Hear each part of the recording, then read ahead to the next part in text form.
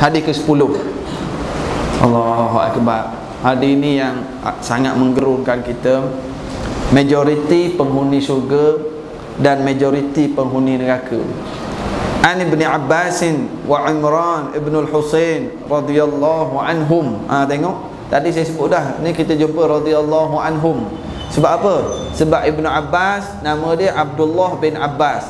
Abdullah sahabat, Abbas pun sahabat, Imran pun sahabat. Jadi plural, 3 orang, maka disebut radhiyallahu anhum. Tak apalah tu. Anin Nabi sallallahu alaihi wasallam qala ittala'tu fil jannah fara'aitu akthara ahliha al-fuqara wattala'tu fin nar fara'aitu akthara ahliha an-nisa. Allahu akbar. Muttafaqun alaih. Muttafaqun alaih tu ingat lagi saya sebut dulu hadis riwayat siapa? Bila ada tulisan muttafaqun alaih, maksudnya riwayat Bukhari dan Muslim. Maknanya level dia nombor 2 selepas Al-Quran. Dia kata Rasulullah sallallahu alaihi wasallam bersabda, aku melihat ke dalam syurga, maka aku melihat kebanyakan penghuninya adalah daripada kalangan orang-orang. Majoriti penghuni syurga siapa dia? Orang fakir miskin. Majoriti penghuni syurga. Tapi kena faham elok-elok. Jangan kata oh kalau gitu susahlah kita jadi kaya. Orang kaya pun ada tak orang kaya dalam syurga? Ada. Tapi majoriti penghuni syurga orang miskin. Dalam neraka ada tak orang miskin? Ramai juga orang miskin. Ramai orang miskin dalam neraka. Tapi majoritinya, kata Rasulullah, lalu aku melihat ke dalam neraka, maka aku melihat kebanyakan penghuninya adalah daripada golongan depan je bunyi jawab. Orang belakang tak berapa nak tolong jawab. Ini bukan saya cakap ni, ini kita nak belajar lah ni. Ini Nabi bagi tahu sebab Nabi sayang kat kita. Jangan kita kena faham elok-elok. Apa makna perkataan kebanyakan ataupun apa makna perkataan majority? Peristiwa ini berlaku pada malam Isra' Mi'raj. Nabi SAW tengok penghuni syurga, dia dapati majority penghuni syurga orang miskin. Orang kaya ada ke tidak? Ada. Orang lelaki ada ke tidak? Ada. Orang perempuan ada ke tidak? Ada. Majority orang miskin. Nabi tengok dalam neraka, majoritinya orang perempuan. Orang lelaki ada tak neraka? Ada. Orang miskin ada tak dalam neraka? Ada. Tapi ni kita cerita aghlabiyah ataupun majority. Jangan pula orang perempuan kata Allah ustaz, kita orang ni calon-calon neraka semua. Tak. Calon neraka ialah yang cukup sifat ni. Yang ramai yang masuk syurga ramai. Khadijah bintu Khuwailid syurga, Aisyah syurga, Ummu Salamah syurga. Orang-orang yang mencontohi mereka insya-Allah bersama ke syurga. Orang kaya, Abdul Rahman bin Auf syurga. Sayyidina Abu Bakar As-Siddiq orang kaya dalam syurga. Sayyidina Osman orang kaya dalam syurga. Majoriti dalam syurga orang miskin. Jadi jangan rusing kita kalau kita miskin. Dengan syarat kita miskin harta tapi kita kaya dengan iman. Tapi kalau miskin harta, miskin iman, Allahu Akbar. Kat dunia wa fid dunya al mampus fil dunya apa? Mampus fil dunya wal akhirah. Kat dunia miskin harta, tak peduli halal haram, tak peduli azan qamat, tak peduli solat, tak peduli apa. Dah lah miskin. Iman pula miskin. Allahu Akbar.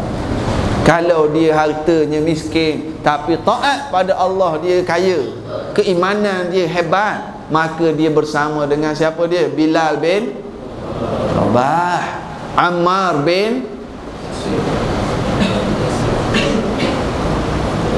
siapa lagi sahabat-sahabat yang terkenal miskin? Bilal bin Rabah, Ammar bin Yasir. Torres main pasukan mana?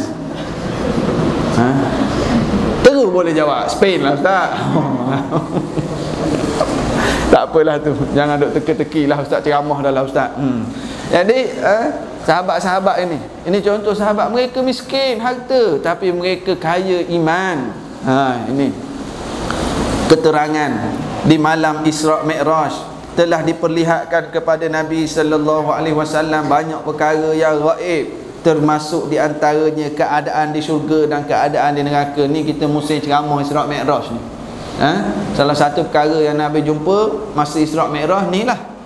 Maka beliau masuk ke dalam syurga. Dulu saya sebut dah beliau, kita sebut baginda lah. Baginda melihat kebanyakan penghuni syurga adalah di kalangan orang fakir. Ini disebabkan sewaktu mereka berada di dunia dahulu banyak peluang untuk memperbanyakkan amal ibadat.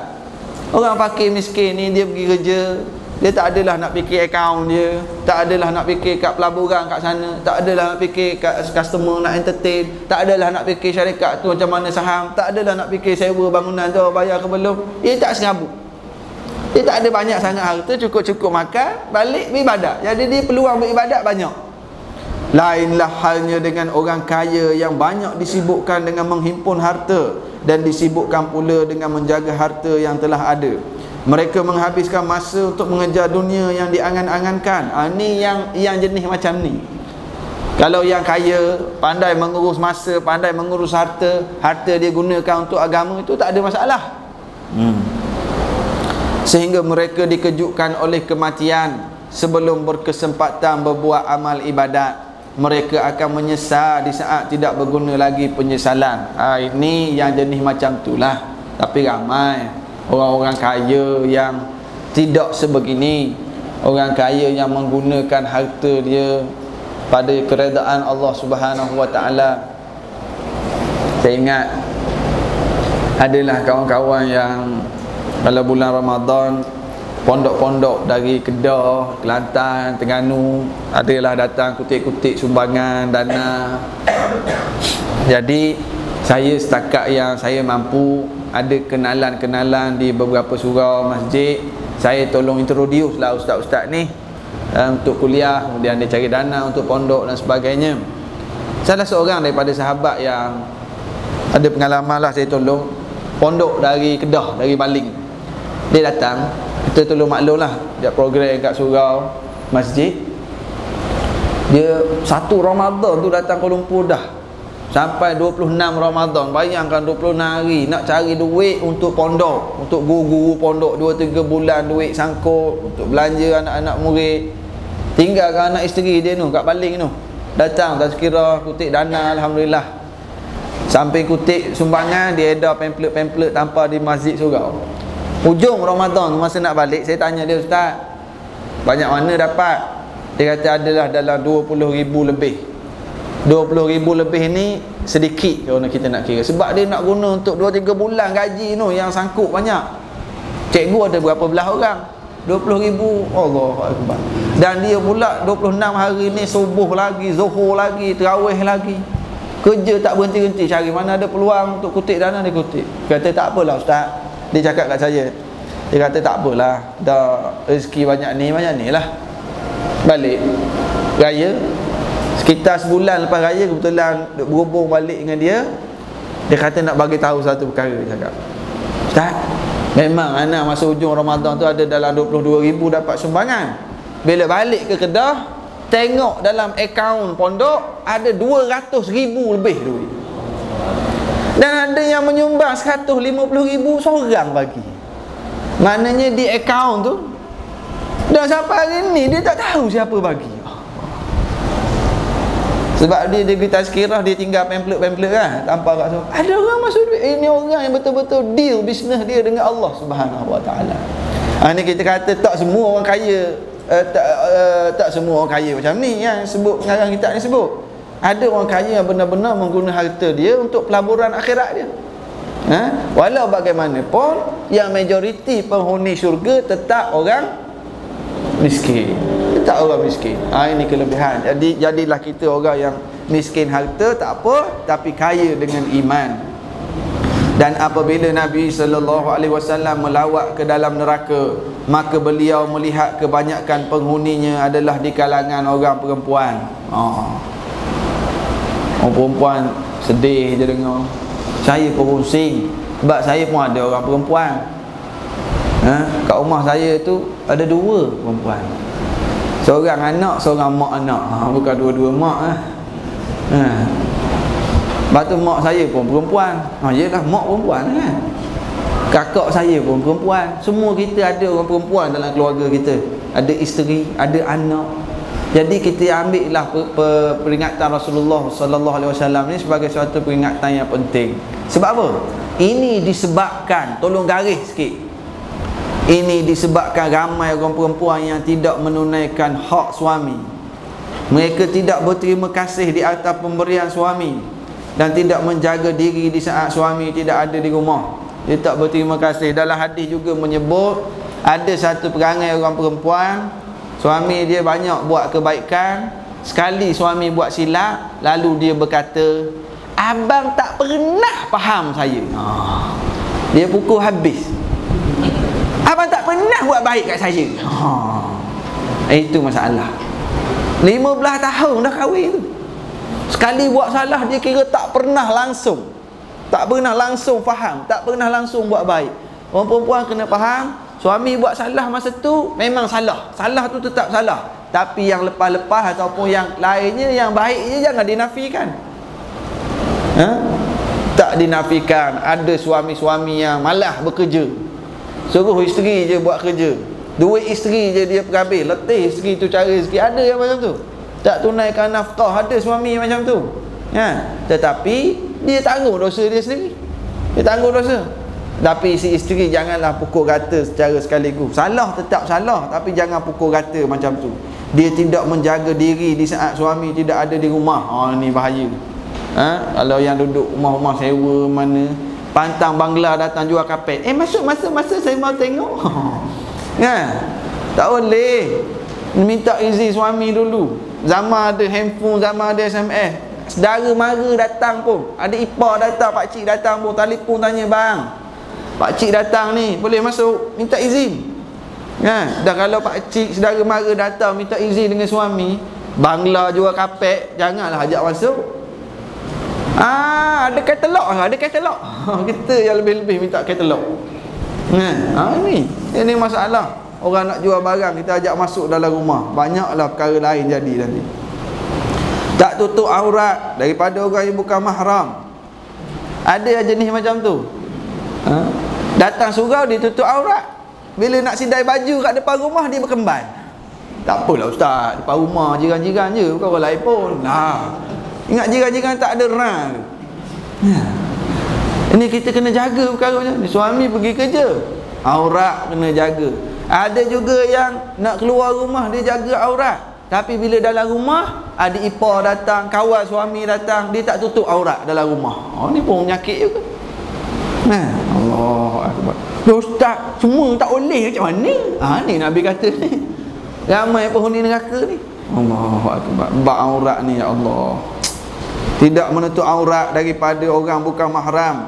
Dan mana-mana suami, isteri dia tak tutup aurat, dia buat selamba je, buat jenis lembu kenyang gitu je. Suami, isteri tak tutup aurat, suami ni dipanggil suami yang dayus. Dan suami yang dayus tak dapat hidu bau syurga.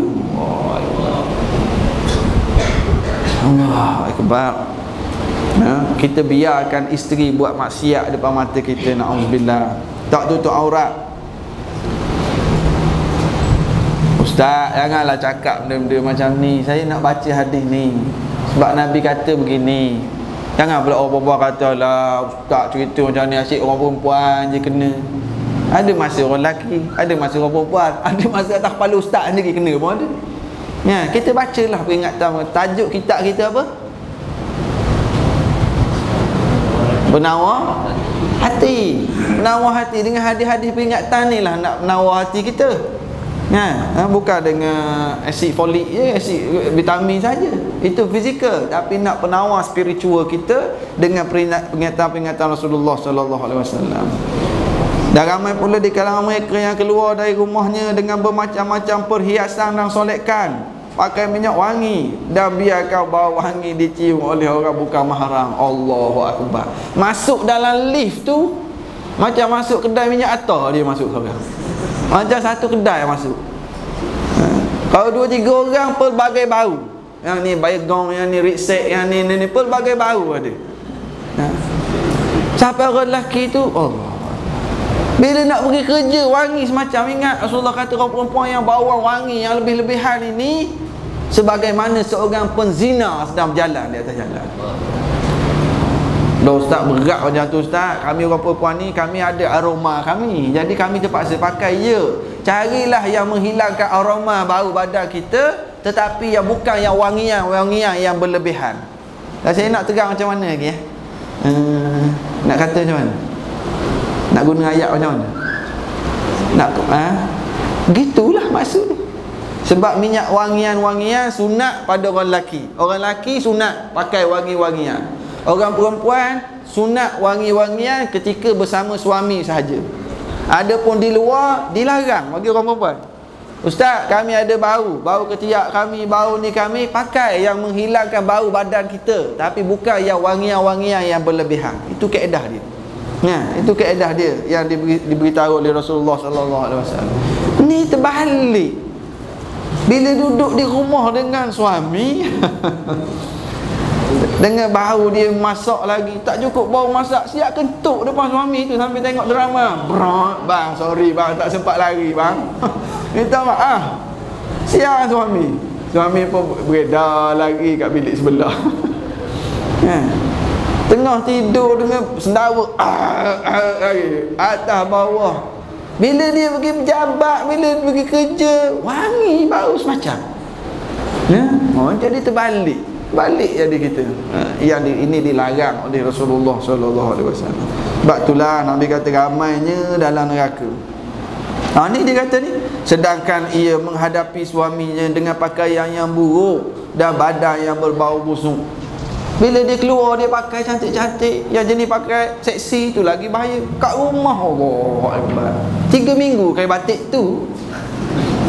Patutnya kat rumah kita pakailah yang hebat-hebat, yang menarik. Ni malam ni dengan kuliah, balik lepas isyak malam ni semua pakai skirt. Setuju?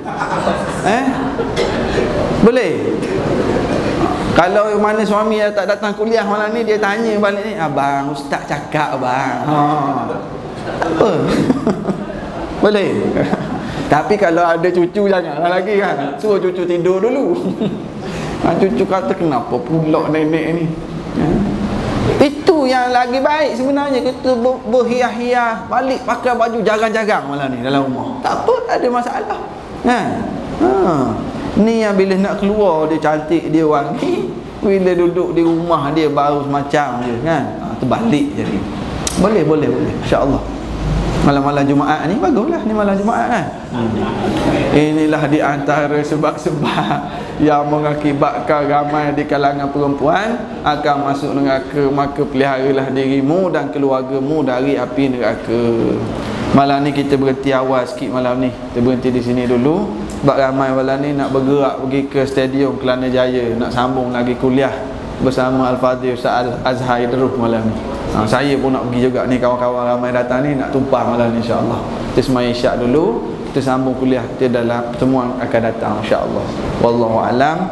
Assalamualaikum warahmatullahi wabarakatuh.